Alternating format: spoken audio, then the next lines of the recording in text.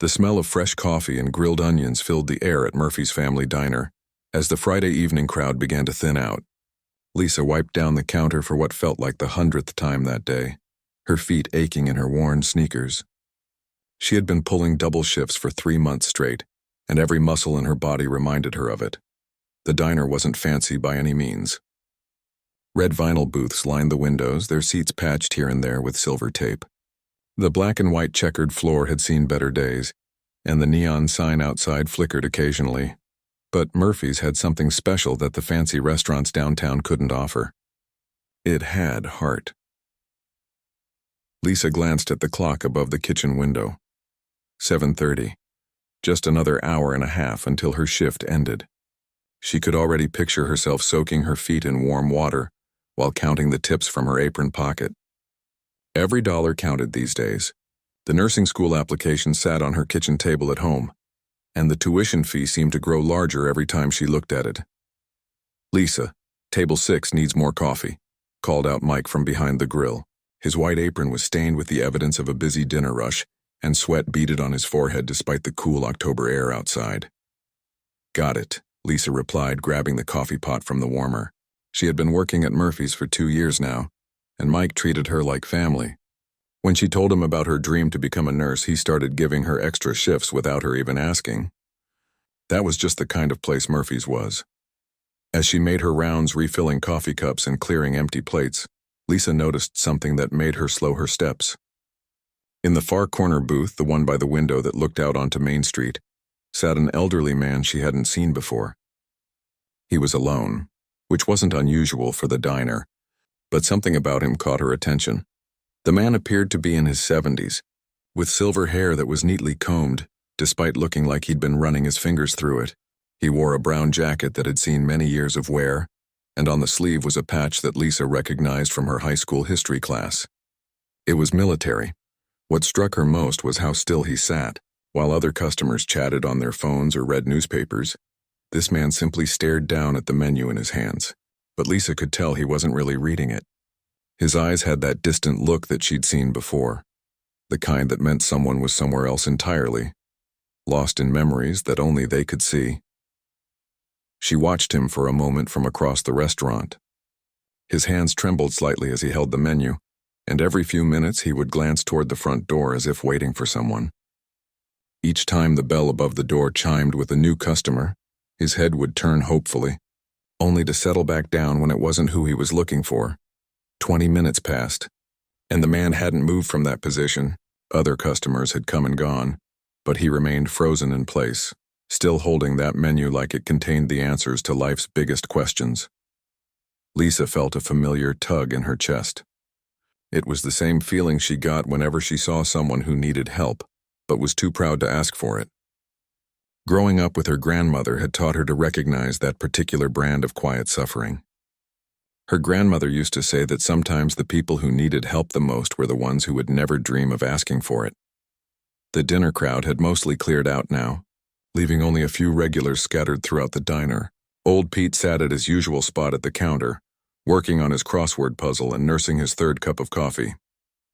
The Martinez family occupied a booth near the front, their 2 young children coloring on the paper placemats while their parents talked quietly in Spanish. But Lisa's attention kept drifting back to the man in the corner. She had served thousands of customers over her 2 years at Murphy's, and she prided herself on being able to read people. She could tell the difference between someone who was taking their time to decide what to order and someone who was wrestling with something much deeper than choosing between the meatloaf and the chicken special. This man was definitely in the second category. Lisa made her decision. She smoothed down her apron, grabbed a clean coffee cup from behind the counter, and walked over to his table. As she got closer, she could see the details she had missed from across the room. The military patch on his jacket was faded and worn, with colors that had dulled over the decades.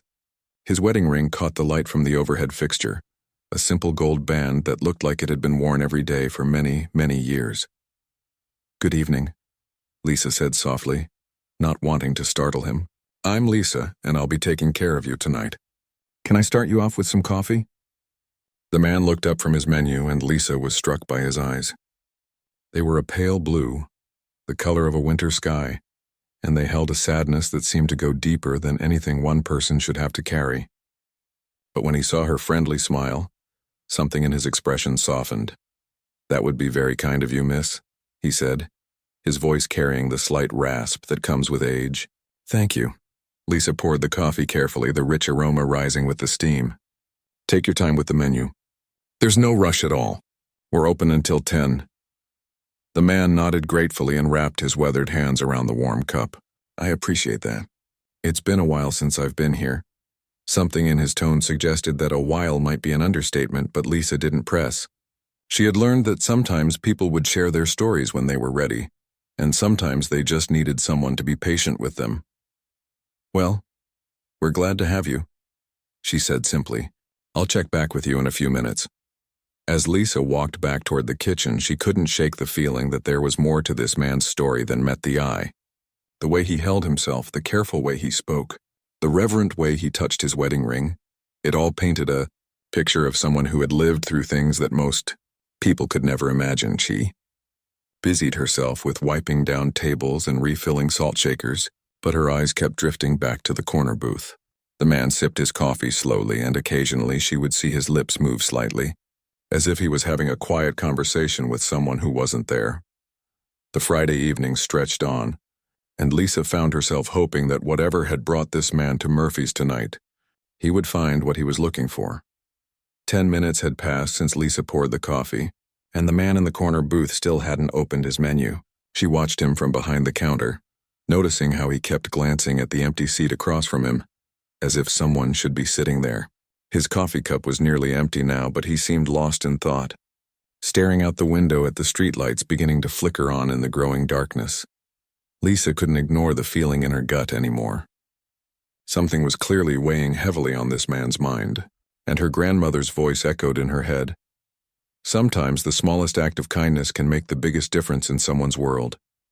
She refilled the coffee pot and walked back over to his table, moving slowly so she wouldn't startle him from whatever memory he was lost in. "How are we doing over here?" she asked gently, topping off his cup without being asked. "Ready to order, or do you need a few more minutes?" The man looked up at her, and Lisa was surprised to see that his eyes were glassy with unshed tears. He blinked quickly and cleared his throat, clearly embarrassed that she had caught him in such a vulnerable moment. "I'm sorry," he said, his voice barely above a whisper.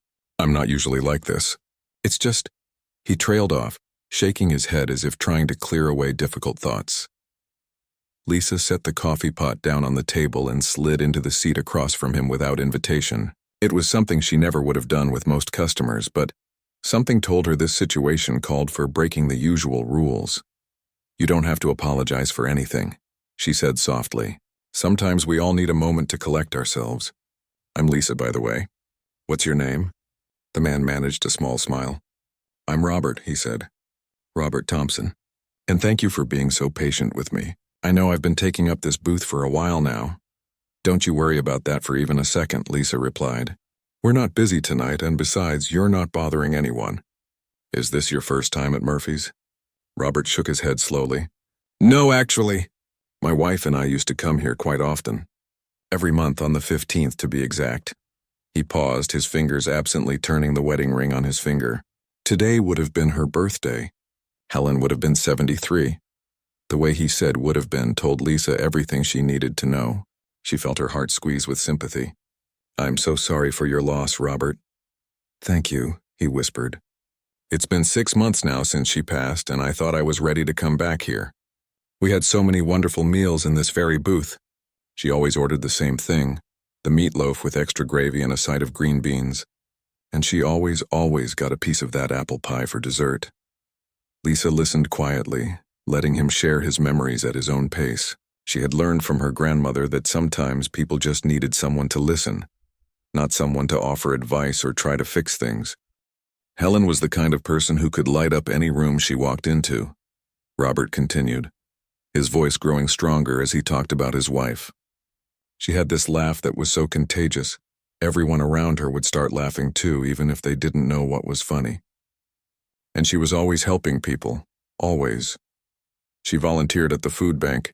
She knitted blankets for babies at the hospital, and she never missed sending a birthday card to anyone she'd ever met. A genuine smile crossed Robert's face for the first time since Lisa had been watching him. She used to tease me because I'm not much of a talker, you know. She'd say, "Robert Thompson, you're about as chatty as a rock, but you're my rock. So I guess that works out just fine." Lisa found herself smiling too.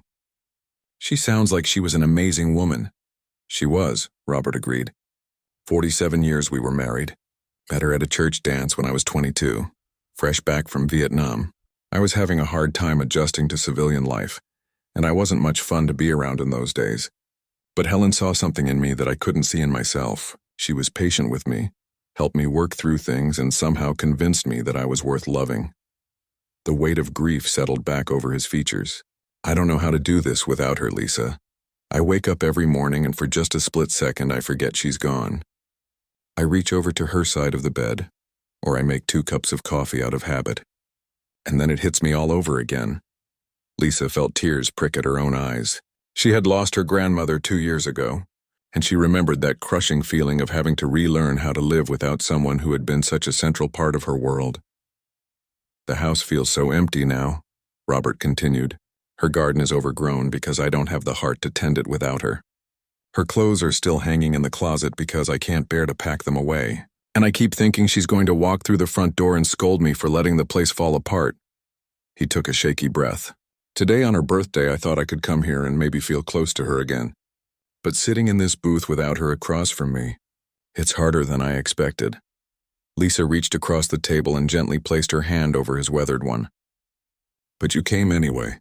That took a lot of courage, Robert. I think Helen would be proud of you for that."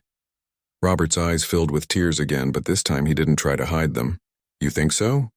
"I know so," Lisa said firmly. "From everything you've told me about her, she sounds like the kind of person who would want you to keep living even when it's hard. Especially when it's hard." They sat in comfortable silence for a moment, the sounds of the diner continuing around them. Mike was cleaning the grill in the kitchen, and she could hear the soft murmur of conversation from the Martinez family's table. The normalcy of it all seemed to provide some comfort to Robert. "I should probably order something," he said eventually, picking up the menu with hands that weren't shaking quite as much as before.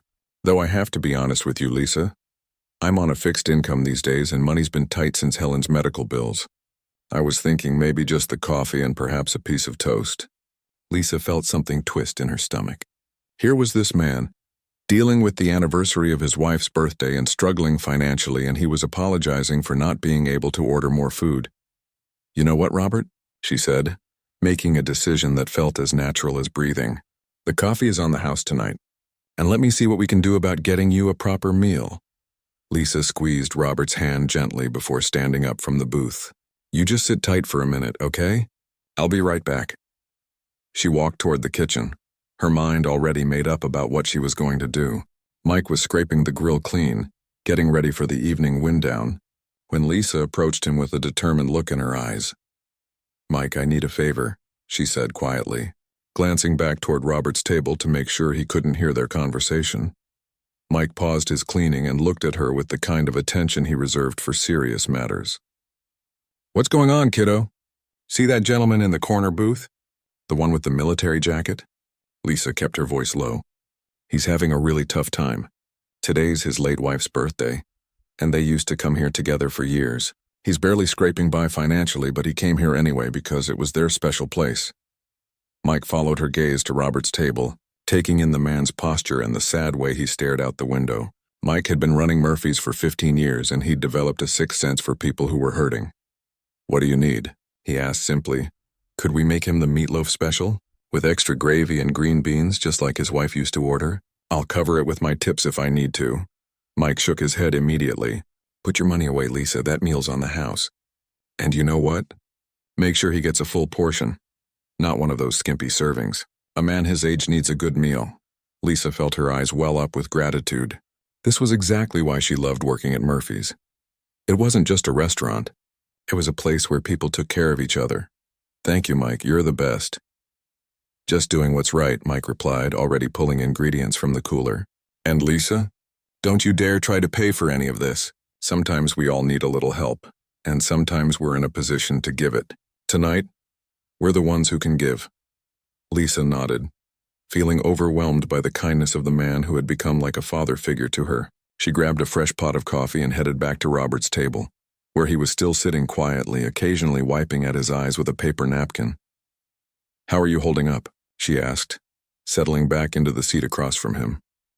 "Better, actually," Robert said, and Lisa was relieved to see that some color had returned to his face. "Thank you for listening to me ramble on about Helen. I don't get to talk about her much anymore. Most people don't know what to say when they hear someone's lost their spouse, so they just avoid the subject altogether." "Well, you can talk about her with me anytime," Lisa said warmly. She sounds like she was one special lady. She really was. Robert's smile was genuine this time. "You remind me of her, actually. Helen was always looking out for people, always making sure everyone around her was taken care of. She had this way of making people feel seen, if you know what I mean." Lisa felt touched by the comparison. "That's one of the nicest things anyone's ever said to me." They chatted for a few more minutes about lighter topics. Robert told her about the garden Helen had loved so much, full of tomatoes and sunflowers that attracted every butterfly in the neighborhood. Lisa shared stories about her grandmother, who had raised her after her parents died in a car accident when she was young. "Your grandmother sounds like she was cut from the same cloth as my Helen," Robert observed. "Good people who understood that taking care of others is what makes life meaningful." "She always said that kindness costs nothing but means everything," Lisa replied.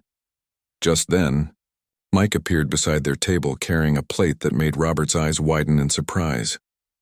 The meatloaf was perfectly golden brown, swimming in rich gravy, with a generous helping of green beans and creamy mashed potatoes on the side. A warm dinner roll sat perched on the edge of the plate, butter already melting into its soft surface.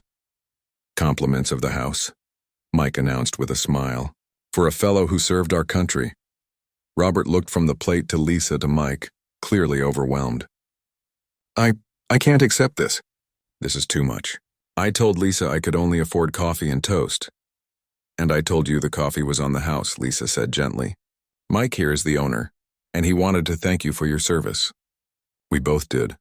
But this must cost—" Robert began to protest. Mike held up a weathered hand. "Sir, with all due respect, you didn't ask what it would cost our country when you put on that uniform and went overseas. Some things are more important than money, and honoring the people who've sacrificed for the rest of us is one of them." Lisa watched as Robert's composure finally cracked completely. Tears streamed down his cheeks as he stared at the plate in front of him. "Helen always said there were still good people in the world," he whispered. "She'd be so amazed by your kindness." Mike patted Robert's shoulder before heading back to the kitchen, leaving Lisa and Robert alone again. She pushed a clean napkin across the table to him and waited patiently while he collected himself. "I don't know how to thank you both," Robert said when he could speak again. "You don't need to thank us for anything," Lisa replied. "Just enjoy your meal. And maybe, if you feel up to it, tell me more about Helen while you eat. I'd love to hear about some of the happy times you two shared here." Robert picked up his fork with hands that were steadier now and took his first bite of the meatloaf, his eyes closed in appreciation. And for a moment, Lisa could almost see him transported back to happier times. "This tastes exactly like it used to," he said wonderfully. "Helen always said Murphy's made the best meatloaf in town. She'd be so happy to know it hasn't changed." As Robert ate, he began to share more stories. He told Lisa about how Helen would always steal a bite of his dessert, even though she ordered her own. How she would wave at the other regulars like they were all old friends. How she once convinced the entire restaurant to sing happy birthday to a little girl whose family couldn't afford to celebrate at home. She had this theory, Robert said between bites, that restaurants weren't just about the food. She said they were about community, about people coming together and sharing not just meals but moments. "She'd love seeing what you and Mike did for me tonight." Other customers in the diner had begun to notice the interaction. Old Pete at the counter kept glancing over with a knowing smile. The Martinez family had finished their own meal, but lingered in their booth, clearly touched by the kindness they were witnessing. Lisa felt a warmth spreading through her chest that had nothing to do with the diner's heating system. This was exactly why she wanted to become a nurse, to help people, to make a difference in someone's day, to be the kind of person her grandmother had taught her to be. "Helen was right about restaurants being about community," Lisa said. "And I have a feeling she'd be proud of you for coming here tonight even though it was hard." Robert nodded, taking another bite of the meatloaf that tasted like memories and hope combined. Robert had finished most of his meal, and Lisa could see that the food and conversation had worked like medicine on his spirit. The color had returned to his cheeks and his posture was straighter. He was no longer the broken man who had walked into Murphy's an hour ago. "I can't remember the last time I ate a meal that good," Robert said, setting down his fork with a satisfied sigh. Helen always said that food tastes better when it's shared with good people. And she was absolutely right. Lisa smiled, feeling genuinely happy that she and Mike had been able to brighten Robert's difficult day. "I'm so glad you enjoyed it." Helen had excellent taste in restaurants. She did indeed. Robert paused, looking thoughtful. "You know, Lisa, I hope you don't mind me saying this, but spending time with you tonight has been a real gift. You have such a kind heart, just like Helen did. Your parents must be very proud of the young woman you've become." Something flickered across Lisa's face, and Robert immediately noticed the change in her expression. "I'm sorry," she said quietly. "I lost my parents when I was 3. A car accident. My grandmother raised me after that." Robert's face filled with sympathy. "Oh, my dear, I'm so sorry. I didn't mean to bring up painful memories." "It's okay," Lisa assured him. "My grandmother was wonderful. She gave me everything I needed and more, though I have to admit I've always wondered about the rest of my family. My parents were both only children, and my grandmother never knew much about my father's side of the family." Robert nodded understandingly. "Family connections can be complicated sometimes. What was your father's name, if you don't mind me asking?" "David. David Thompson." Lisa said the name that she'd carried her whole life but had never been able to connect to anyone. "My grandmother said he was a good man, but he didn't have much contact with his family. Something about his father being in the military and them losing touch over the years." Robert went very still. His coffee cup was halfway to his lips, but his hand had frozen in midair. "Thompson?" he repeated slowly. "Yes, why? Do you—" Lisa stopped speaking as she watched the blood drain from Robert's face. His coffee cup began to shake in his hands. "David Thompson?" Robert whispered, his voice barely audible. "How old would he have been?" Lisa felt her heart start to race, though she didn't understand why. "He was 25 when he died. That would make him 54 now if he were still alive?" Robert set his coffee cup down with trembling hands. "Lisa, what was your grandmother's name?" "Margaret. Margaret Wilson. But Robert, you're scaring me a little." "What's wrong?" Robert stared at her with wide eyes as if he was seeing her for the first time. "Margaret Wilson. Sweet Margaret Wilson, who lived on Maple Street and worked at the elementary school." Lisa's mouth fell open. "Yes. How could you possibly know that?" "Because," Robert's voice cracked, "she called me 25 years ago to tell me that my son David had been killed in a car accident. She told me he had a wife and a 3-year-old daughter, and she asked if I wanted to be involved in raising you." The restaurant seemed to spin around Lisa. She gripped the edge of the table to steady herself. "That's impossible. My grandmother never mentioned—" "I was too grief-stricken and too stubborn to say yes," Robert continued, tears streaming down his face now. "David and I had argued before he left home. I was too proud to reconcile with him while he was alive, and when Margaret called to tell me he was gone, I was so consumed with guilt and grief that I told her I couldn't handle raising a child. I've regretted that decision every single day since." Lisa felt like she couldn't breathe. "Are you saying that you're—" "I think I'm your grandfather," Robert whispered. The words hung in the air between them like something fragile and precious.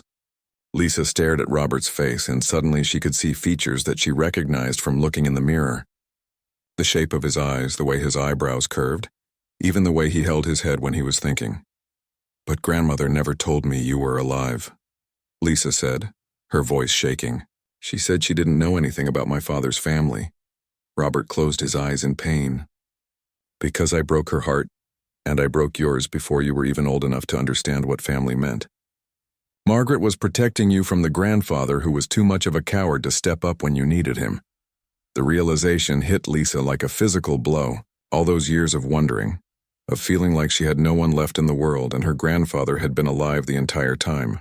But the anger she might have expected to feel was overshadowed by something else entirely. "The military patch," she whispered, staring at the faded emblem on his jacket. Grandmother always said my father was proud that his dad served in Vietnam. 1st Infantry Division, Robert confirmed, his voice thick with emotion. I used to send David postcards from overseas, but when I came home I was different. I had a hard time connecting with people, even my own family. Helen was the only one who could reach me. Lisa's mind was racing, trying to process 25 years of missed connections and lost time. All this time I thought I was completely alone in the world. And you've been here in the same town, probably shopping at the same stores, maybe even passing each other on the street. I moved away for a while after David died, Robert said. I couldn't handle staying in the same place where I'd failed him so badly. But Helen convinced me to come back about 10 years ago. She said running away from grief never works, that you have to face it eventually. Suddenly, Lisa understood something that made her gasp out loud. Helen, your wife Helen. Was she the one who convinced you to come here tonight? Robert looked confused. What do you mean? Don't you see? Out of all the restaurants in town, out of all the waitresses who could have served you, out of all the nights you could have chosen to come here to remember her, it was tonight. It was me. Helen guided you here, Robert. She brought us together. As the words left Lisa's mouth, Robert's eyes widened in wonder. The coincidence was too perfect, too precisely timed to be anything other than something miraculous. Around them, the restaurant had gone completely quiet. The other customers had sensed that something extraordinary was happening, and they watched in hushed anticipation as grandfather and granddaughter stared at each other in amazement. My granddaughter, Robert whispered, as if trying to make the words feel real. For a long moment, neither Lisa nor Robert moved. They just stared at each other across the table, as if they were afraid that speaking might break the spell and make this incredible moment disappear. Then Lisa stood up slowly, her legs feeling unsteady beneath her. Robert started to rise as well, but the emotion of the revelation hit him like a wave and his knees buckled. Lisa was beside him in an instant, catching his arm and steadying him. Grandpa, she whispered, and the words seemed to give Robert strength. My granddaughter, he whispered back. And then they were in each other's arms, holding tight as 25 years of separation dissolved in that single embrace. The restaurant erupted around them. Old Pete at the counter started clapping first, followed by the Martinez family. Soon every person in Murphy's was on their feet, applauding and wiping tears from their eyes. Mike emerged from the kitchen, took one look at the scene and had to lean against the doorframe to steady himself. I can't believe it, Lisa cried against Robert's shoulder. I can't believe you're real. I can't believe you're here. I'm so sorry, Robert kept repeating through his tears. I'm so sorry I wasn't there for you. I'm so sorry I let my pride and grief keep me from the most precious thing in my life. They held each other for several minutes, both of them crying and laughing at the same time. When they finally separated, Lisa helped Robert back into his seat, but this time she sat right beside him instead of across from him. I have so many questions, Lisa said, wiping her eyes with the back of her hand. I want to know everything. What was my dad like when he was little? Do I have his eyes? His laugh? What were you like as a father? Robert smiled through his tears. David had the most curious mind of any child I ever met. He was always asking questions, always taking things apart to see how they worked. And yes, you have his eyes exactly. The same warm brown color, the same way of looking at people like you're really seeing them. Grandmother always said I had my father's eyes, Lisa whispered, but I never knew what that meant until now. Mike approached their table carefully, not wanting to intrude on their moment, but clearly moved by what he had witnessed. I hope you folks don't mind me saying this, but in 15 years of running this place, I've never seen anything like what just happened here. It's like we all got to witness a genuine miracle. That's exactly what it is, Robert said, still holding Lisa's hand tightly. Mike, I want you to know that your kindness tonight made all of this possible. If you and Lisa hadn't shown me such compassion, I probably would have left here just as broken as I came in. Instead, I found the family I thought I'd lost forever. Don't you give me any credit for this, Mike said with a grin. This was all Helen's doing, and we all know it. At the mention of his wife's name, Robert's eyes widened again. Lisa, what time did your shift start today? 3 o'clock. Why? Helen's birthday is October 15th. She was born at exactly 3:07 in the afternoon, 73 years ago today. Robert's voice was filled with wonder. You started work at 3, I came in around 6:30, and we found each other at what? 7:45? That's exactly when Helen and I had our first date 48 years ago. 7:45 on a Friday night. Lisa felt goosebumps rise on her arms. That's not a coincidence. That can't be a coincidence. Helen always said she'd find a way to take care of the people she loved even after she was gone. Robert said softly, I think she kept her promise. Mrs. Martinez approached their table with her 2 young children in tow. Excuse me, she said in accented English. I hope we're not bothering you, but my children wanted to tell you something. The little girl, who couldn't have been more than 6, looked up at Lisa and Robert with big, serious eyes. Mama says you found your family tonight. That's the most beautiful thing ever. Her younger brother nodded solemnly, like in the movies, but real. Robert knelt down to the children's level. It is like a movie, isn't it? But you know what makes it even more special? It happened because good people like your mama and papa brought you to a place where good things happen. After the family returned to their table, Lisa and Robert spent the next hour sharing stories. Robert told her about David's childhood, about how he loved baseball and building model airplanes. He showed her a photo in his wallet that he'd carried for 28 years, a picture of David, holding 3-year-old Lisa on his shoulders at a park. I took this picture just 2 months before the accident, Robert said. Look how happy you both were. Lisa stared at the photo, seeing her father's face clearly for the first time since she was 3 years old. I remember this day, she whispered. I remember the swings and ice cream and feeling so safe and happy. He loved you more than life itself, Robert told her. And I know he would be so proud of the woman you've become. Working your way through college, saving lives as a nurse, that's exactly the kind of person David was raising you to be. I want to know everything, Lisa said. I want to hear every story, see every photo. I want to make up for all the birthdays and holidays and ordinary days we missed. We have the rest of our lives for that, Robert promised. But first I have something important to ask you. Would you be willing to let an old fool try to be the grandfather he should have been from the beginning? Yes, Lisa said without hesitation. But only if you'll let me try to be the granddaughter you deserve to have all these years. As the evening wound down, Mike insisted on closing the kitchen early. Some nights are more important than business, he declared. Tonight, Murphy's becomes a family reunion headquarters. Robert and Lisa exchanged phone numbers, addresses, and made plans to meet the next morning for breakfast. As they prepared to leave, Robert surprised everyone by asking Mike if he could buy a piece of apple pie to go. For Helen? Lisa asked. For Helen, Robert confirmed. I want to stop by her grave on the way home and tell her thank you. Thank you for giving me the courage to come here tonight. And thank you for bringing me the greatest gift of my life. They walked out of Murphy's together, grandfather and granddaughter, into the cool October night. Behind them, the other customers and Mike watched through the windows as they embraced one more time under the flickering neon sign. I love you, Grandpa, Lisa said, the words feeling both brand new and like she'd been waiting her whole life to say them. I love you too, sweetheart, Robert replied, and I promise I'll never let you feel alone in this world again. As they walked to their cars, both of them knew that Helen was smiling somewhere, her work finally complete.